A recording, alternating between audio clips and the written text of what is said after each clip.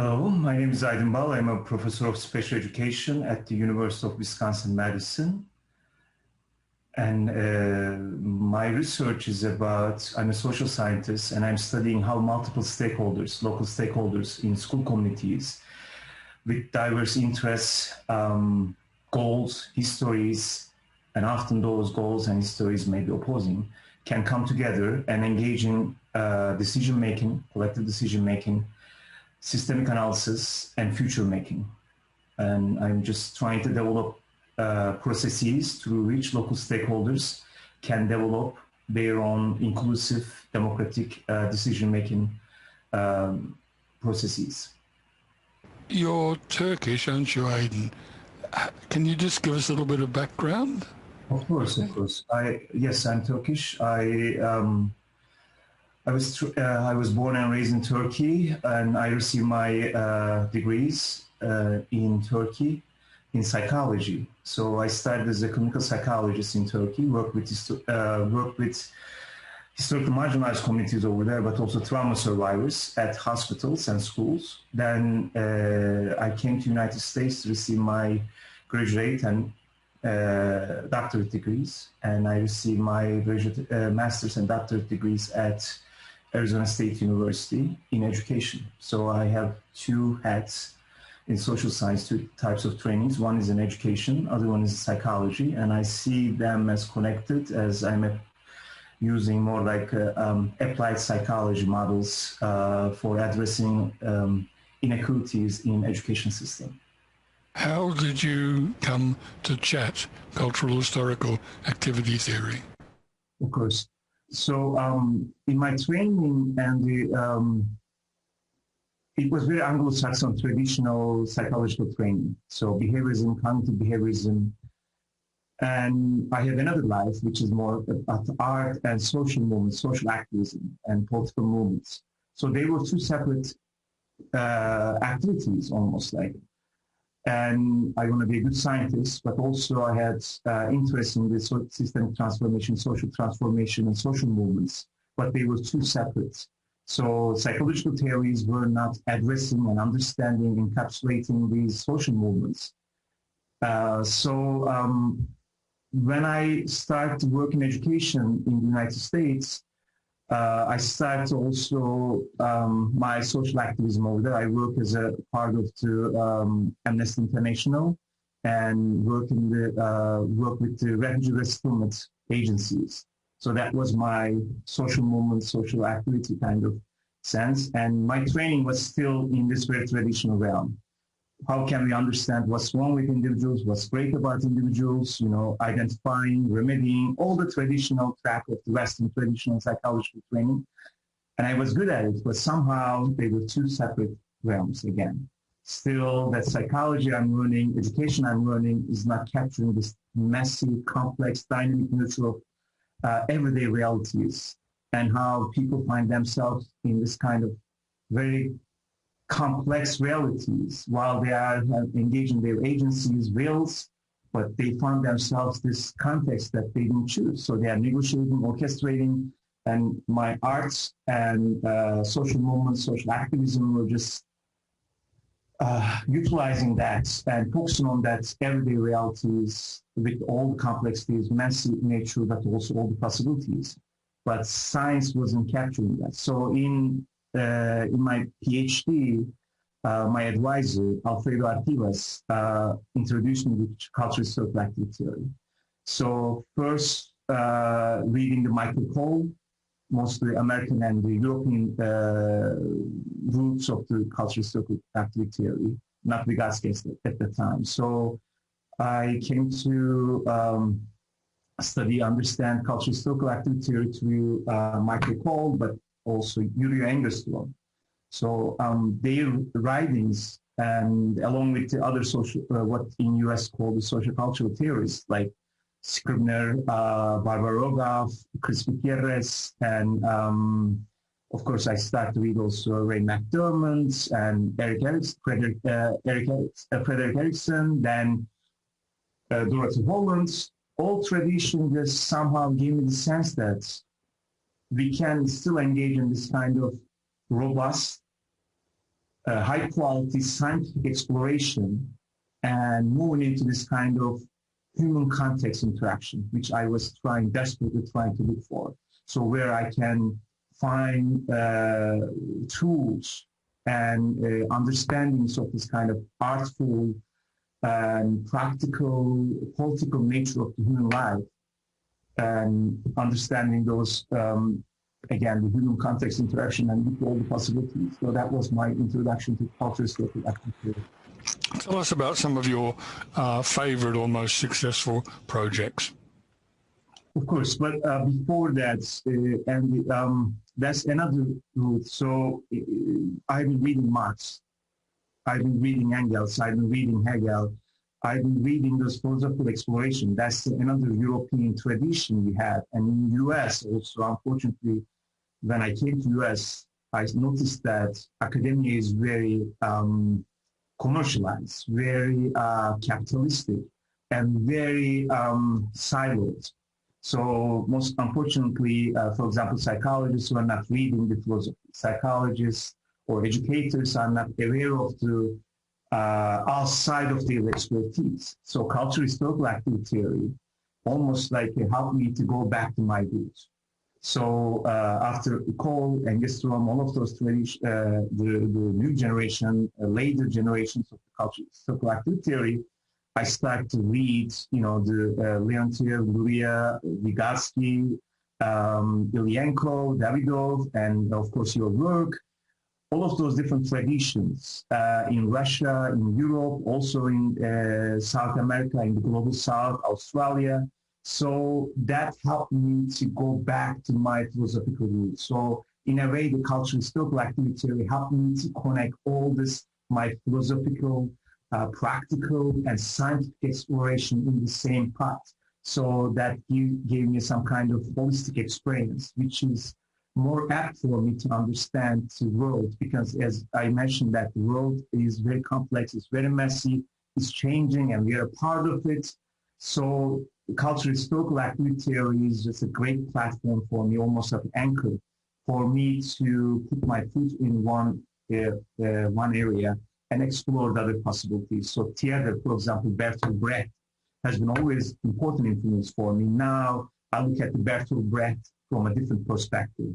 And when I utilize some of the ideas from the Bertolt Brecht, plus a distanciation effect or alienation effect, what they call it also, in my research. So this was a perfect medium for me to bring this kind of scientific or social science with this kind of political, social, artful part of the human life. In terms of my work, okay, so I have worked in prisons, I have worked in hospitals, and I worked in schools. And my whole professional life, I have been working with historically marginalized communities in Turkey, in Sudan, in Russian Federation, and most importantly, I work with communities, social movements that are trying to understand the context they found, the issues they are facing, and creating solutions to that. I'm very interested in that area. So as a scientist, my focus is that, how people can come together and generate ecologically valid, relevant knowledge based on their interests, diverse, often opposing interests, histories, goals, and engage in problem solving, engage in decision making, engage in future making, so they can create a new world. And my research is not about giving them solutions or writing a book so that will solve everything, but my approach is to facilitate that democratic knowledge production, democratic future-making processes. So my theoretical approach is a social justice project, but it's very different than the traditional, like a Rawls social justice project, which is focusing on the distribution of resources, like a distributive justice. If everyone is getting the same outcomes, everyone is getting the same resources. I just want to go a little bit further, and I want to focus on participatory justice. So in school systems, in the United States, my work has been started in the United States, is about the issue is this: historically marginalized communities, racialized communities, including African American, Latinx, most specifically also Native American students, have been receiving negative educational outcomes and negative educational opportunities or experience in the schools. So that was my starting point. Why African American students are placed in special education for behavioral problems more disproportionately, while American Indian students are receiving suspension, expulsion more disproportionately. So basically, my entry point into the system is racialization of behavioral problems in schools. Okay, racialization of behavioral problems in schools. I conceptualize that as a systemic adaptive problem. It's a symptom of the larger structural issues in a country called the United States, which is built on capitalism, slavery, and settler colonialism. That issue has historical, cultural, organizational roots. But that's my entry point. So in my research, I'm focusing on that. But in my intervention called Learning Lab, which is inspired by the formative intervention methodology developed by Engestrom and his colleagues at University of Helsinki and the University of Tampere. So they have developed this model called formative intervention. So I adapted that model into US context to examine and address the issue of racialization of behavioral problems in US schools. And we implement, since 2011, we implement an intervention called Learning Lab, okay? So we have been implementing Learning Lab at 11 schools in public schools, and we have also, let me see the numbers, 5 schools in Indiana, 1 school in Kansas are planning to implement Learning Labs, and also we have 1 school in Rio, Brazil, a special education school implementing Learning Lab. So that's our project. Again, we have a large research team, and every time when we work in a school community, we always change our research team composition. So we have a very diverse international community of scholars in our research center called CRPBIS. But every time when we work with a community, a specific local school community, we work on building a coalition. So before we start implementing an intervention, at least 1 or 2 years before, we start working with that community, build a coalition. So what we try to do is plant a seed for systemic transformation. We try to identify the perfect condition for us, which is a school community experiencing racial disparities, but willing to address those racial disparities and experiencing this kind of systemic contradiction, right? This kind of imbalance. So there are lots of systemic symptoms are coming up, like disturbances, conflicts, dilemmas, producing those things, but they are not too dysfunctional, right? So if they are too dysfunctional, it may not be the right place. We work with the school community and we say, would you like to work with us? If they are interested in working with us, or sometimes they reach out to us because we have been publishing quite a bit, and they say, we would like to work with you. And we have 2 things we ask from them, school leaders, 2 things. One, if they are willing to open the decision-making process to local stakeholders, other local stakeholders, which means if they are willing to share the power, decision-making power with teachers, paraprofessionals, support staff, and families, community members, and students.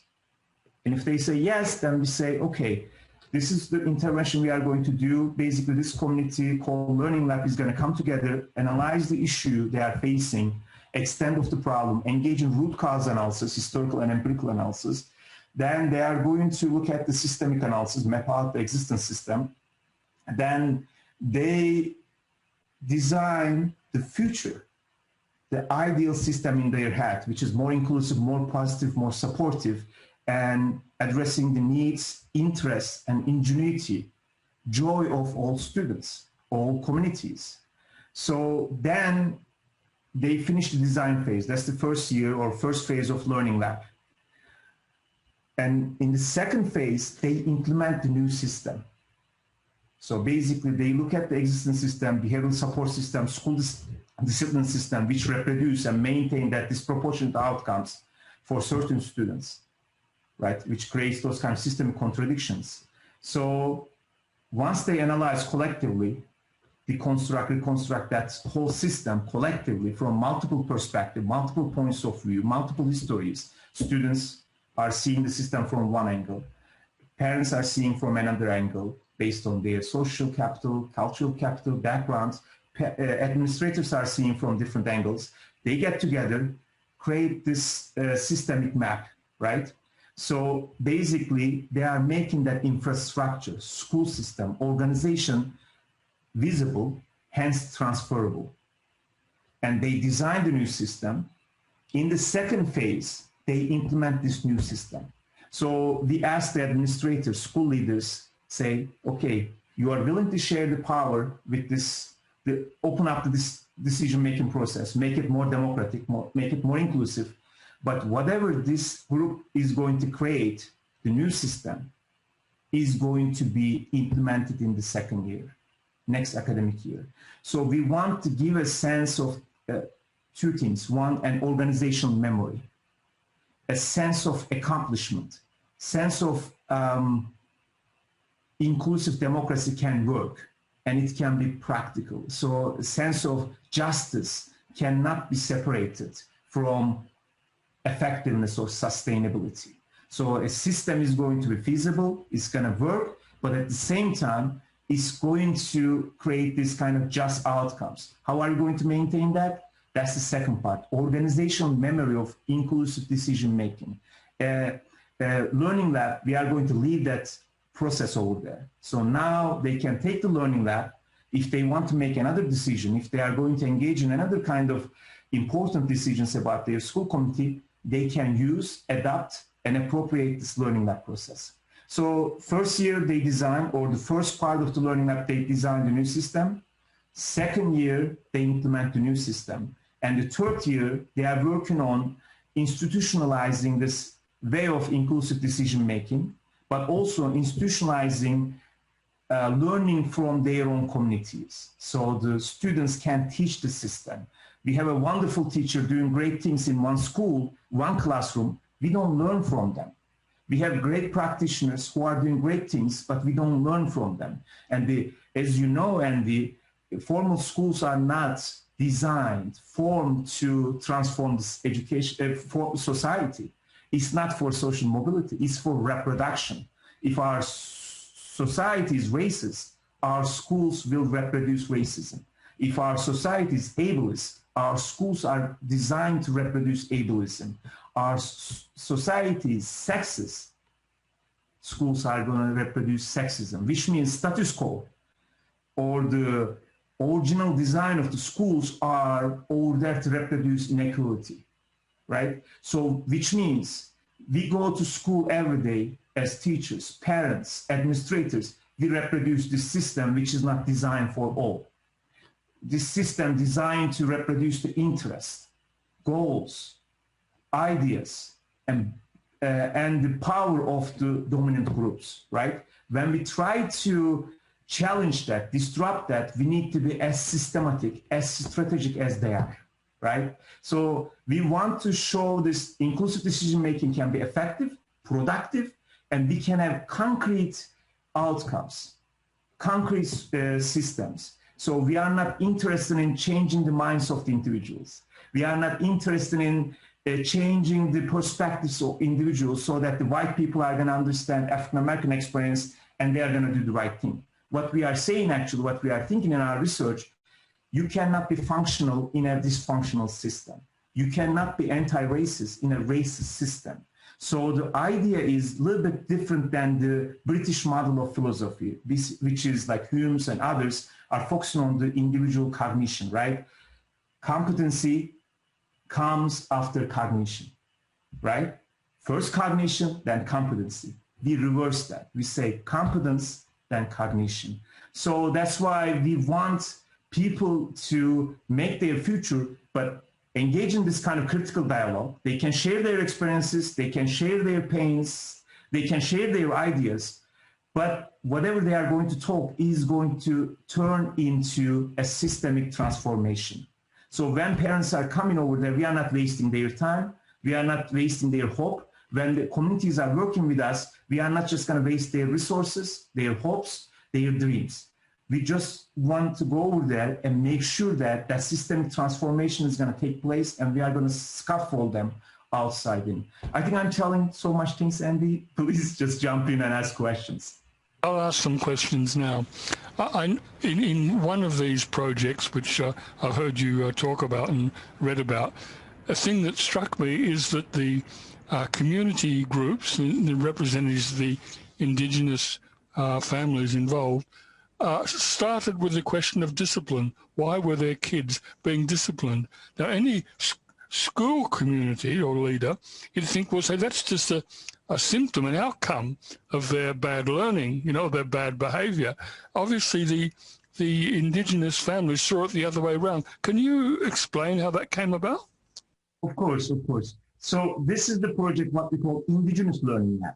So as I said, we have been implementing learning labs, and this learning lab design, the process, again, we were inspired by the Yuri Engestrom's formative intervention, but just formative intervention and this cultural historical activity asked us to make those tools relevant to local context, ecological validity. We are following that lead. So we work in this project, Indigenous Learning Lab. My colleague, Aydin Bal, and I have been working with a tribal community in the northern Wisconsin as a part of the Ojibwe people, Anishinaabe people, Ojibwe people. So this is a large tribe, and they have different tribal governments as a part of this nation. So they are in the northern Wisconsin, and this school is a high school, right? In a rural context, it's a high school receiving students from middle schools, 6-7 different districts, 6-7 different cities, and also this reservation, tribal reservation, Ojibwe reservation. Okay, school is located in the city, which is a touristic hub, but also it's a hub for anti-Indian or anti-Indigenous community movement. It's a very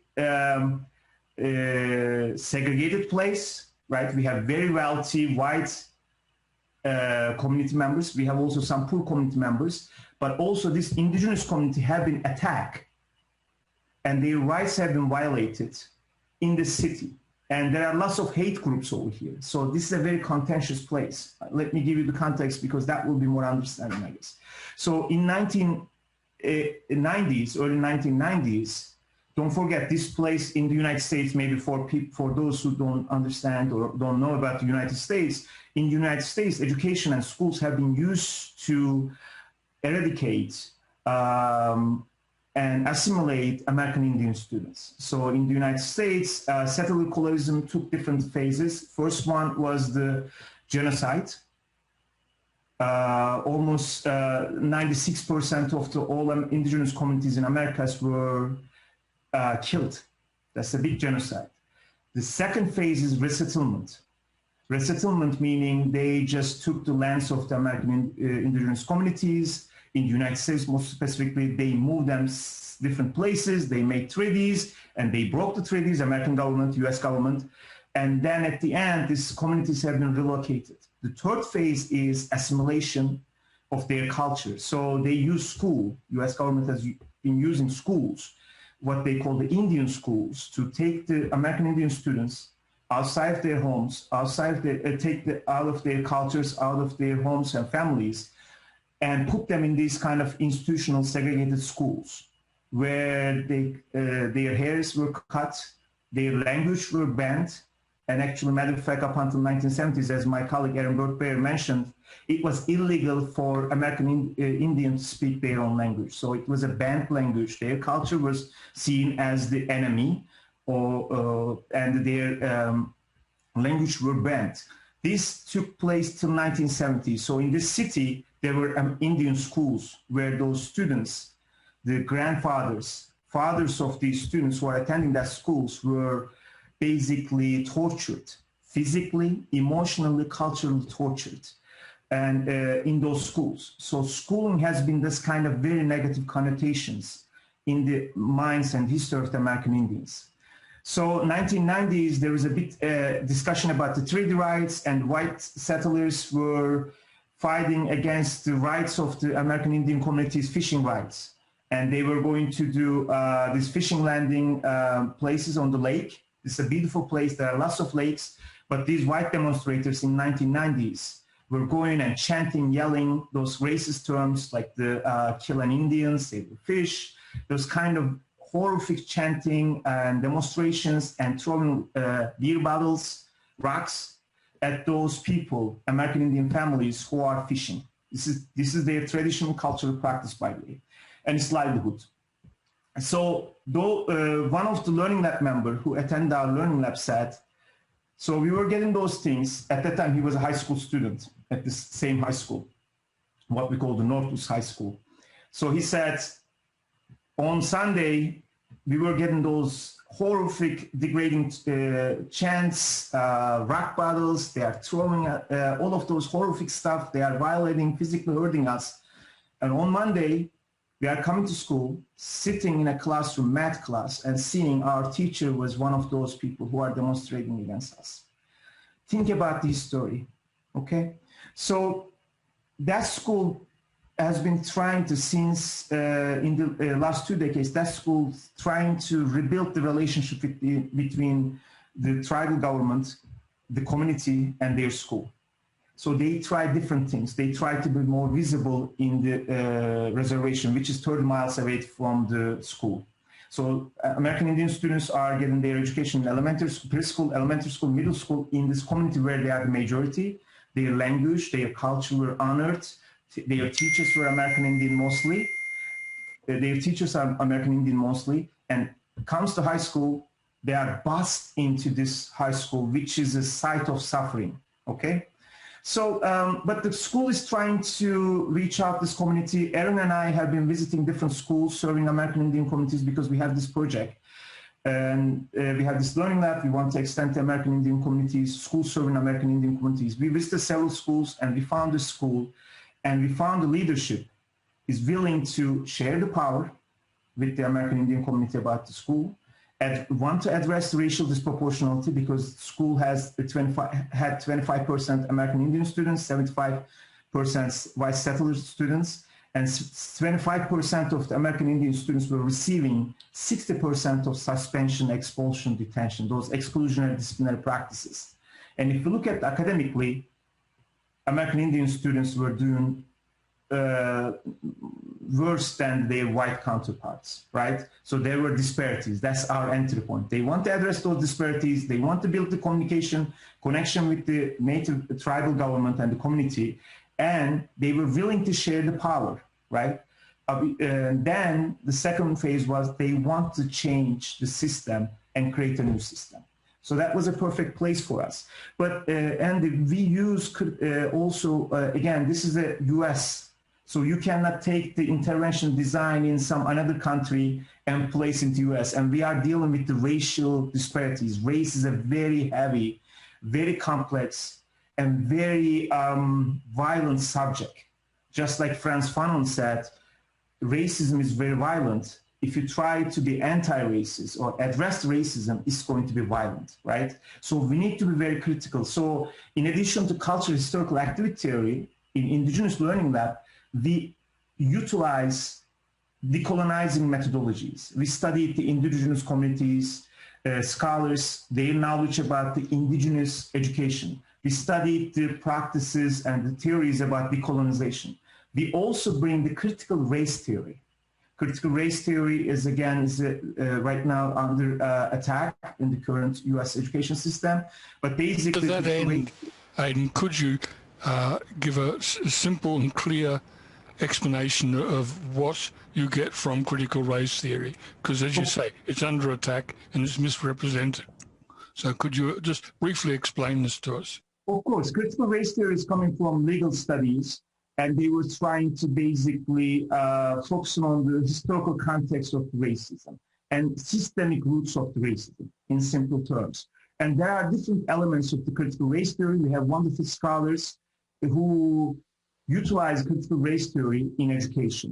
Gloria Lassendeling, William Tate, all of those great scholars. So one idea we use, I gave this example, one idea we use is the interest conversion.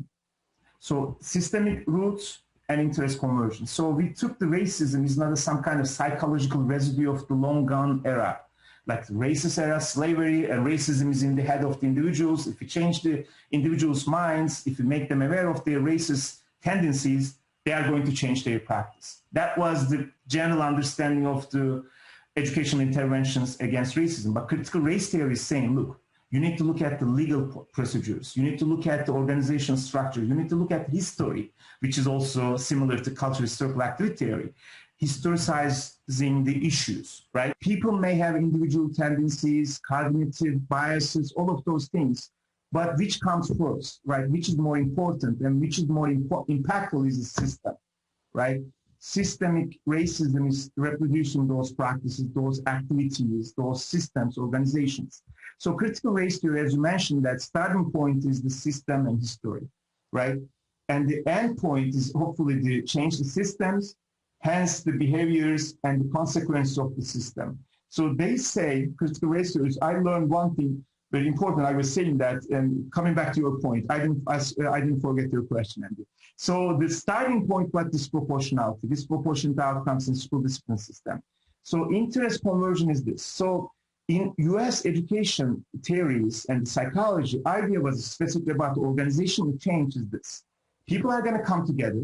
Everyone is going to be on the same page. We are going to create a harmony, and they are going to create a better system. That never happens. As cultural historical activity theorists and Marx and the followers are showing us, systems are going to reproduce those contradictions.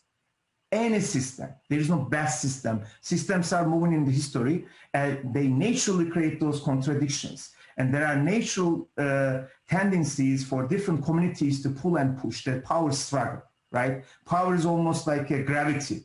And systems are changing, power are just moving them all here, shifting. So for us, we didn't expect the principals of the school, administrators of schools to be just anti-racist. They want to change everything, the colonials. We didn't expect them to be at that level, right? We didn't expect them to have the same goals with the American Indian communities. Even within the American Indian communities, we didn't expect everyone to have the same goals, objectives, right? We are not waiting for this kind of coming together harmony. What we did actually, for example, that's why I think we are successful being at the school, because it's very hard to get into school system and do interventions, specific something like formative interventions. I think our success is starting point of that assumption, interest conversion. So principals were interested in changing their system because their system is not producing good outcomes for all students, which make them look bad in the eye of the district, in the eye of the state governments, right? And if the district is disproportionate, which means if a district found disproportionate according to our federal law, if a district is found disproportionate in special education and discipline, they have to spend 15% of their federal funding in remedying. So basically it's financial interests over there, right? They want to do, and also they want to do sometimes right things. They want to be on the right side of the history, right? There are different interests.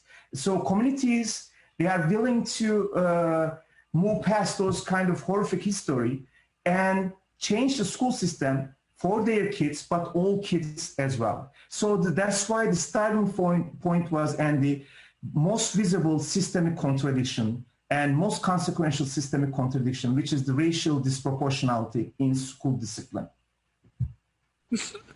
You'd be aware of how Mike Cole's group came to Fifth Dimension, that their first efforts actually was to go into schools and observe how the teachers were trying to teach and to try and change that. And basically, they couldn't do it. The teachers wouldn't have them there.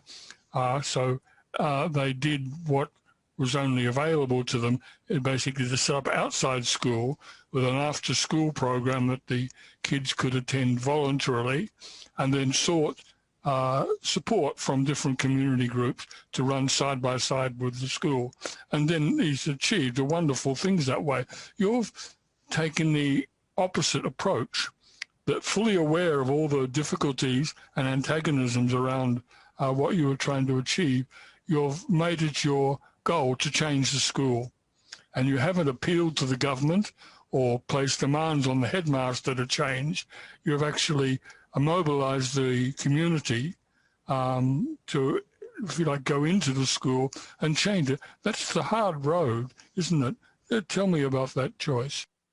Of course. I mean, those experiments like Michael Cole's, even Chris Gutierrez, my Leadership Institute, among others, you know, my advisor Alfredo Artilis' work, they have great possibilities. They show great possibilities. So I learned from them a lot, along with the other interventions. So this work cannot be done alone. It's not my individual work. It's the collective work. It's the community's work. I think this is also cultural historical activity theory's one insight. You don't own the knowledge. You just turn into stewardship. Also, this is what we learn, which means I'm the steward of this knowledge. In terms of coming back to school, you're right, Andy. We thought this was a social movement or organizational structural change. So I think, again, in education, in psychology, our focus is very individual.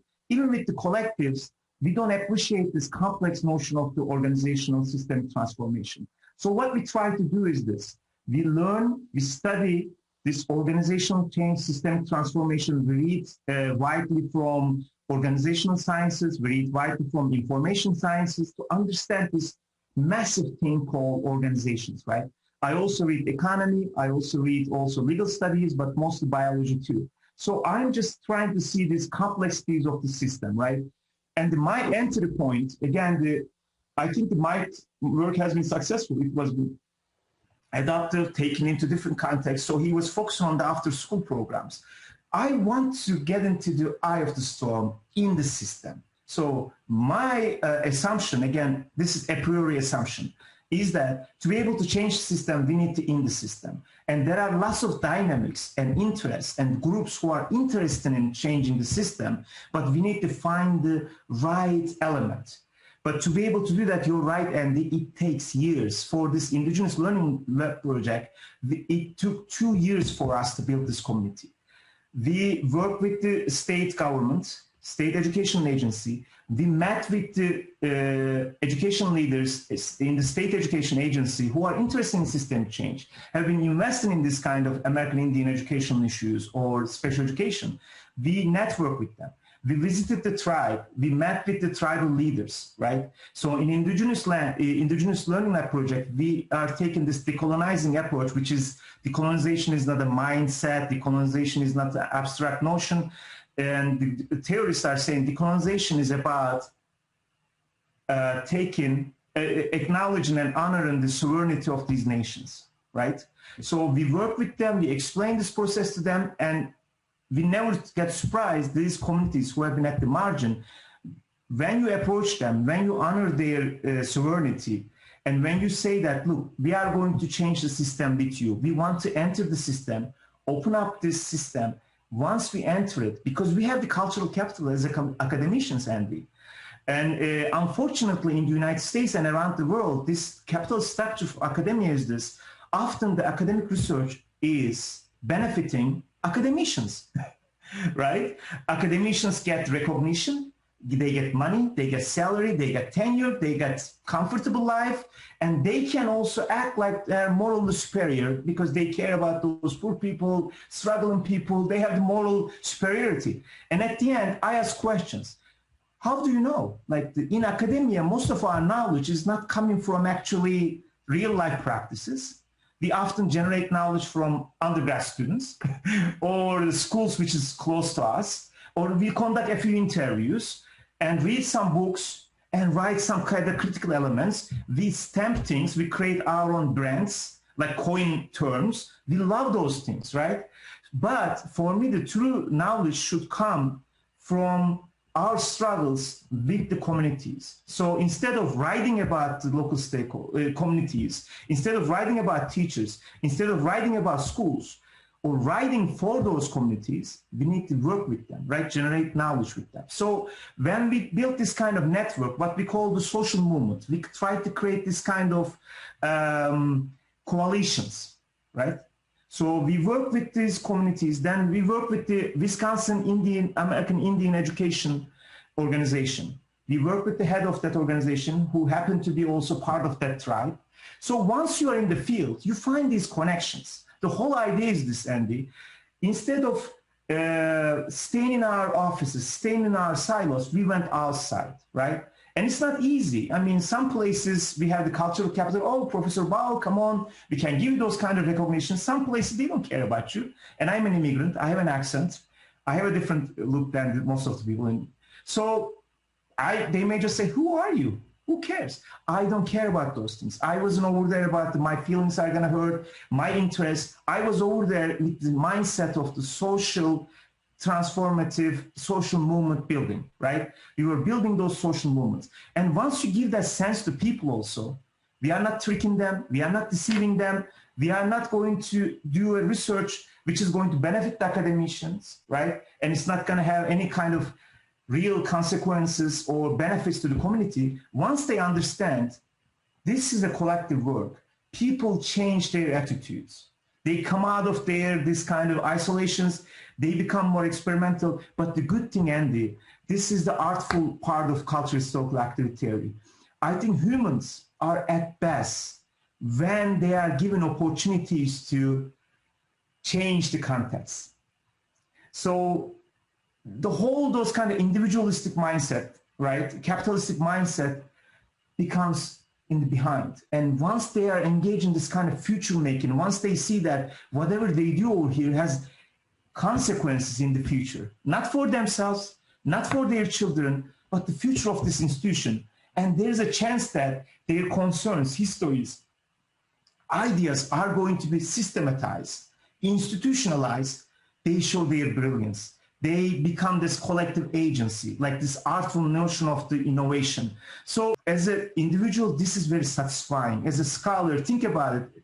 You are doing something, you are a part of something bigger than you, bigger than your self-interest. My students are coming over there, bigger than their PhD degrees, their academic jobs. They are something bigger than they are, a larger goal.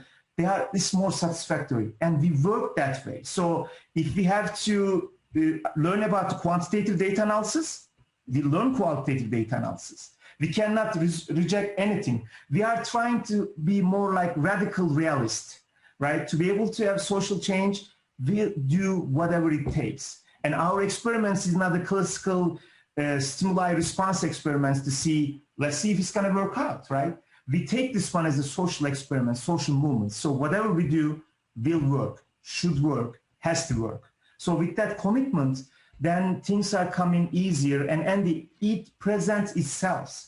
When you meet with someone, they are just saying, oh, we have this group, right? They have been doing those things. Oh, we have these people. Oh, when you invite the parents, as parents, it turns out they have excellent information and knowledge about systemic organizational transformation, right? No one, unfortunately, in schools, that's my last point, and then I'm gonna let you speak. I'm very passionate about this. My last point is this. This system is alienating everyone, right? Putting us against each other, alienating students, African-American students, Latinx students, students with disabilities, students from LGBTQ+ communities, their families, those poor communities. Of course, they are experiencing worse, but also teachers are not happy, administrators not happy, other community members are not happy. So system is alienating us from each other, right? And the system doesn't learn from its own community members. It's very hierarchical, very impersonal, very siloed. Still the factory model, right? Taylorian factory model. So managerial, hierarchical. So administrators are alone at the top, and they are squished between the federal, state regulations, and also local context demands and changes. They are squished, right? And they look at the research. Research is irrelevant. Researchers don't know anything about those kind of real contexts because context is changing. think about our knowledge about systemic change, organizational learning before COVID and after COVID. Who knows about, who has conducted research about doing these interventions during the global pandemic? No one. So administrators, local stakeholders found themselves alone over there, right? So this work creates a platform. Learning Lab is a process through which they come together. They realize their potential and through which they tap into their knowledge, histories, and experiences and innovation, right? So they tap these untapped resources so that the knowledge is going to be more relevant, more ecologically valid, hence the solutions that they develop is going to be adaptive and locally meaningful and transformative. So that's what we are trying to do. Now, you mentioned that the Learning Lab has its origins in the Change Lab that you learned from Yuri Engstrom's group, and you talked about adapting it to the American context, but it's more than that, isn't it? Could you specifically lay out the way you have changed or transformed the Change Lab model that you learned from Yuri Engstrom? Of course, of course. So, Andy, this is in 2011, Yuri Engestrom presented this formative intervention. I have been reading his books, and I said, this is amazing. But then again, we need to do some kind of workmanship. You cannot just take and implement. So, again, US context, but also my background, the issues I'm seeing, how I have conceptualized the issue, like the social movement.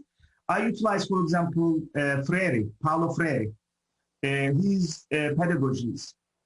And I inspired, again, as I mentioned, the artists like the Theater of Oppressed and Bertolt Brecht's theater, other kind of social movements in sociology, in education.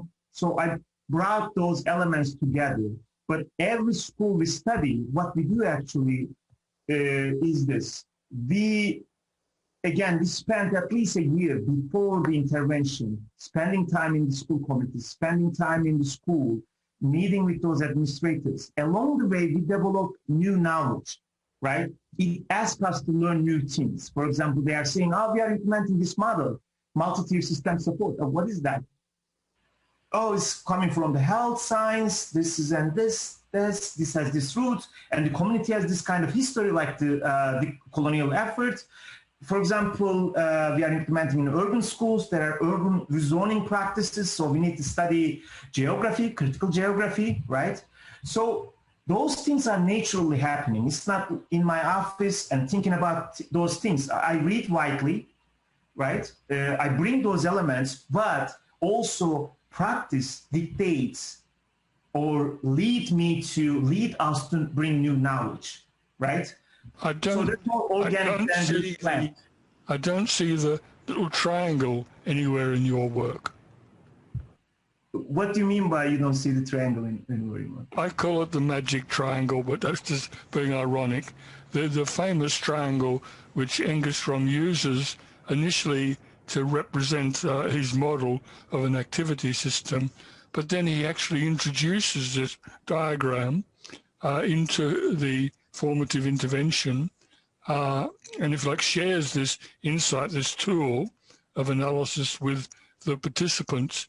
I don't see that with you. Could you explain, is this an accident or why? No, it's not an accident. And that's following what I said. The local context is leading us to change the interventions. So coming back to the point, in 2012, we implemented Learning Lab. Again, I designed the Learning Lab in my office, but I want to field test. I want to bring that into the practice, and in the practice, improve and change the model, right? So in the first elementary school, this was a suburban school which is urbanizing, and African-American students were punished severely, more subjectively, and the school was facing very big disproportionality, but they want to change the system. They were implementing also multiple initiatives, academic interventions, behavioral interventions. Schools are complex places, right, Andy? So we went over there. We are looking at all of those things. We are building the community. We were recruiting after-school program coordinator, and school was facing also poverty. This was right after 2008 financial crisis. So several people blue-collar people lost their jobs. and several African American and Latinx community move into this suburban school district or city to find a better job. They were losing their jobs. It was very expensive to live in city. They are moving. So the school was experiencing a big homeless population. Okay. So when we are implementing the learning lab, we did the same model. So in the first, we formed the group. We start with the questioning where they are at. We presented the information about theory, and we introduced the triangle, right? We were informing about the cultural historical activity theory. Then we noticed that that doesn't work. But don't forget, Andy, between each session was taking place once a month. Between each session and before each session, we are having agenda meeting with the leaders, liaisons. So one school leader and one their PBS coach, which is the school's behavioral discipline system coach. They were getting together. We are giving them the agenda. Don't forget, this is our first learning lab. And then we introduced triangle. We noticed that it's not working because it's turning into more didactic things and it's just teaching them some artifact. Then idea again is same idea for me. I noticed that I'm trying to create a cognition before competence, right? Trying to teach them something so that they are going to be aware of this one. So the whole idea came, we were stuck over there, Andy, and it took one academic year. We sustained the group. Group was large also, 30 people, right? They want to include everyone. They want to address racial disproportionality. They want to address the academic combination of the academic, integration of academic and behavioral interventions. They want to increase the school-family collaboration, all of those things. So multiple goals, multiple objects, and then we were trying to implement that. And we are stuck in this problem identification, Andy. We analyze their transcriptions, video recordings. Don't forget, in interventions, we have 3 videos. We have the video ethnographers, but also ethnographers who are taking notes about our interactions with them. So we studied this one very carefully. So we were studying the students, the learning labs, how they are coming together, how we are facilitating, but also we have a researcher who's studying us, who was studying us. So we conducted these double experiments.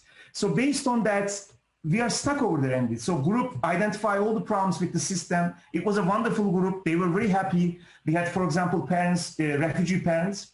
We have the parents who are experiencing homelessness. We have parents, African-American parents, educated African-American parents. We have the Latinx parents who are working in these blue-collar jobs. We have white parents. We have the social workers. We have the playground attendants, administrators, after-school program coordinators. It was great. But we couldn't move them from problem identification to problem solving, right? In the second iterations, I utilized this model from Volker and Starr. These are anthropologists, information scientists. They are studying the systems and information system and categorization systems. Volker and Starr says that infrastructures are invisible when they are working for you. Like internet is working right now, so you're in Australia, I'm over here. We don't even think about this tool called internet or computer because it's working. It's invisible. So if you're a white person, if you're an able-bodied person in a system which is designed for you, you are not going to notice the infrastructure because it's a disappearing act of infrastructure. That gave me an idea. In the second learning lab, by the way, we are doing these 3 learning labs, elementary school, middle school, and high school simultaneously. But we started elementary school first, then the middle school, then the high school. My idea was that we were going to, each learning lab is going to inform each other. So this is close to what Yuri Engestrom and colleagues are saying, 4th generation activity theory. Multiple activity systems, and they call the multiple interventions, multi-site interventions. So what we learn in the Cole Elementary School, we named them after Michael Cole. So what we learn in the Cole Elementary School inform us in the Rogoff Middle School, okay? When we get there, we were already in the questioning phase. Then we said, why don't we ask them to map out their system? Like they brought their first stimuli, they are talking about their issues. Parent is saying that I have a child who's suspended, no one is calling me. And the teacher is saying that I'm supposed to do this, but I don't have time. And administrators are saying that, you know, you are supposed to do this, but it's not happening. So we developed this model called expansive action called mapping out. So do you remember Yuri Engestrom as a cycle of change? We start with questioning, analyzing, modeling, examining, implementation plan and actual implementation, reflection and implementation. That's a cycle of change. That's another model. So we expanded that, but based on our analysis, and we noticed that forming a group is an expensive transformative act. Who's going to be in this learning lab? So we add that into cycle of change into Yuri Engestrom's model. So our cycle of change starts with forming the group. Then also in the modeling, in between modeling and analyzing, we added another expensive action called mapping out, right? So in the mapping out, we asked the administrators, tell us about your system. How is it supposed to work? And they bring their maps and they said, oh, teachers are supposed to do this, students are acting out, and they are sent into office, office is doing this. If there are major problems like drug, gang violence, fight, and we involve police, and this is our rules. So, but in the beginning, they noticed that, Andy, they have never mapped out their existing system. So far, we have worked with 11 schools, none of them has mapped out their school system. So administrators had systems living somewhere. The vice principals were doing something else. Teachers had knowing the bits and pieces. Students have some information. Parents have no idea what's going on in the school. System was invisible, right? So that gave us an idea. So we created this mapping out, and that magically move us from problem identification to problem solving. Because what happened actually with the map out, and in the beginning, mapping out was like this. We said that in the Rogov Middle School, tell us about how your system is supposed to work. This is what they did, Andy. They brought three circles like this.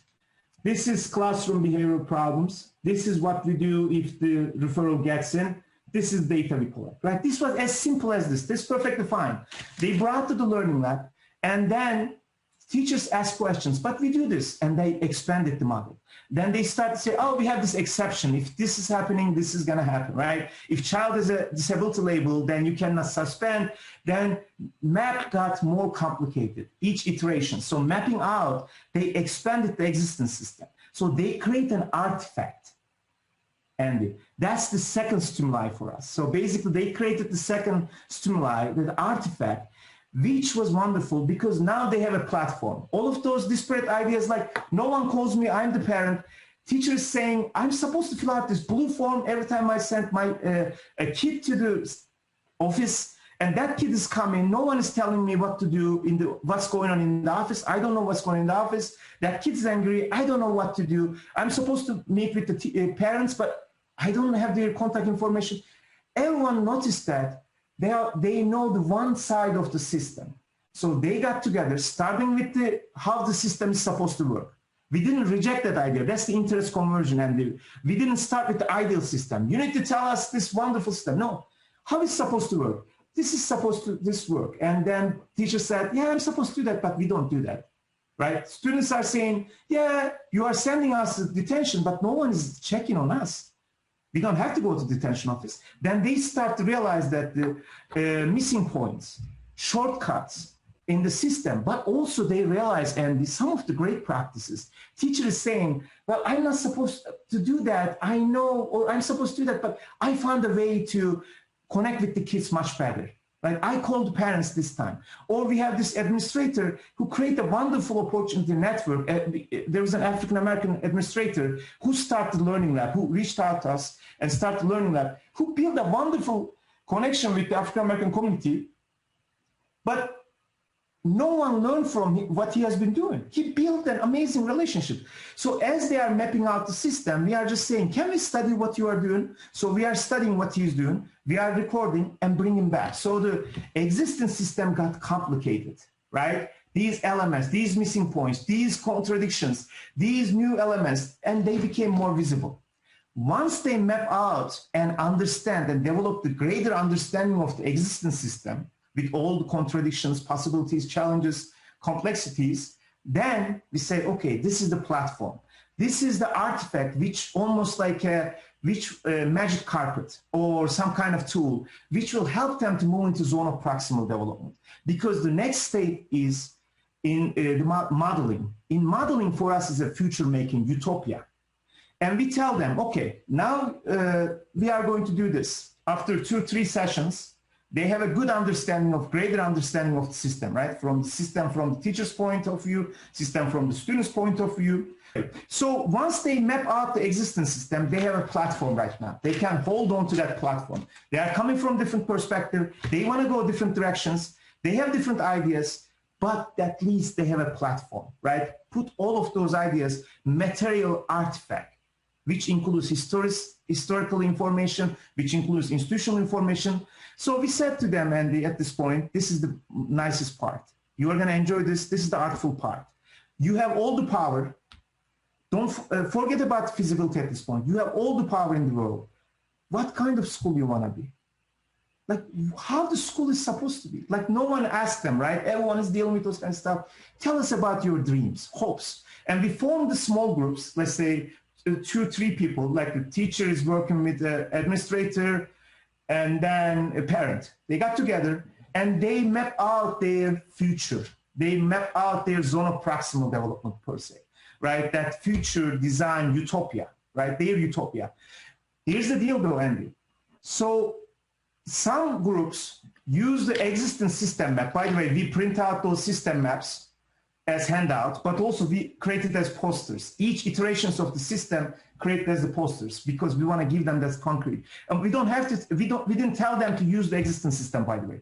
But some people use the existing system. Other people create the list of things they want to see. Every time when we come to school, we want to feel welcomed, right? And someone is saying everyone is going to be successful. Those are dreams. Some people generated, some group generated very complex systemic maps, right? So that's the modeling.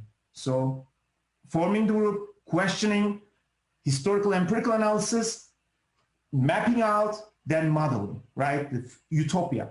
So they come together, 3 versions of the future now, right? And some people utilize the existing system map, which is a secondary artifact, and in the they engage in almost like a tertiary artifact, right? Meaning that they are now thinking about the artful way of imagining the future beyond the constraints of their context. Do you understand what I'm saying? So almost like a stepping stone. So they hold on to that artifact. They are moving to new, but they are still pulling and pushing, right? There are different directions. There are 3 artifacts now: ideal, imaginary, utopian system. The next, we put them together, right? We formed a subcommittee, 3 to 4 people from the learning lab. They got together, they work on this one. And our research team is transcribing the data, presenting data to them. This is what you discussed. These are the artifacts we are facilitating. And don't forget, Andy, we are providing childcare. We were providing interpretation and translation. We are providing food, which is very important. And we were paying stipends to those people, yet still cheaper than the other education interventions, because school has resources and people have lots of interest in this one. Anyway, so they designed those ideal maps, Andy. Then they formed this a subcommittee, put them together into one version. So this map turned into future map. So new page, right? But it has the elements of the working elements. The next one, we say, okay, now let's think about the implementation or feasibility of this work. What would it take for you to do this, right? And again, this ideal map, actually, the zone of proximal development already occupied somehow. They knew the constraints, right? When they give them the blank page, tabula rasa, they didn't come up with some kind of utopic stuff. Some did. They were also grounded by this kind of reality, right? You don't have to tell people, deceive people. They know that. So they are like, oh, we have to do this. We have these classrooms, but we can't do that. And teachers were saying, oh, we cannot do that. But how about this? To be able to do this kind of restorative justice practices, we need training. Oh, that needs money. And the administrator is saying, oh, district is having some kind of grant. We can utilize that money. And meanwhile, for example, we start to intervene also more. For example, I'm a teacher educator. I'm at the local university, and I said, we place our student teachers in your schools. They can be some resources for you. Or I'm just saying, in our university, we have this kind of training opportunity. That's a free training that can come over here. So we are a part of that group. So as they are moving problem identification, the problem solving, they are also generating this collective agency. So individual communities, individual fishes are coming and becoming school of fish. And they start to move. And we start to observe the collective agency, Andy. So it's not Andy's suggestion anymore. It's Andy and Aydin are coming up something, right? So at the end, the system, new artifact belongs to all of them, right? Belongs to all of them. So they develop the ownership. Now they notice the parents, African-American parents who have horrible histories and experience with the school, because often they are marginalized, they are excluded from decision-making, right? Their voices are not heard, or their experiences are devalued. Or when they come to school, people want to hear the horrible stuff from them. So they have to share their pains and suffering so that they can be recognized as real human beings.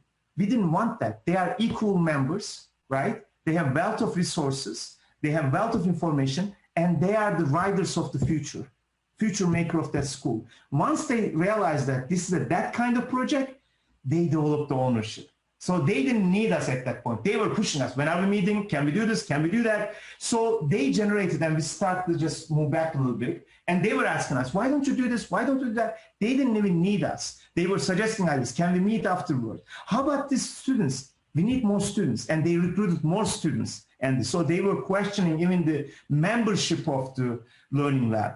And after that, we said, okay, toward the end, develop an implementation plan, because this is going to be concrete. They developed an implementation plan, which includes presenting this new system to the whole school community and getting their feedback and adapting that artifact. So that artifact becomes more adaptive and living artifact. Not a dead artifact, living artifact. It's not frozen. So what they were thinking, we need to reach out to community, create the increasing understanding and buy-in. So we need to present this to staff and get their feedback. Based on their feedback, we can change. We need to present this one to students, right? There are some students group. We can present this new system to get their feedback and improve the system. And in the others, right before the school semester starts in the United States, in September it starts, there's a professional development weeks in schools. They said those iterations, different versions of the maps, and new version is going to present to the whole school community, parents, students, and teachers, and it's going to start being implemented. That's it, Andy. So that's what we have been doing.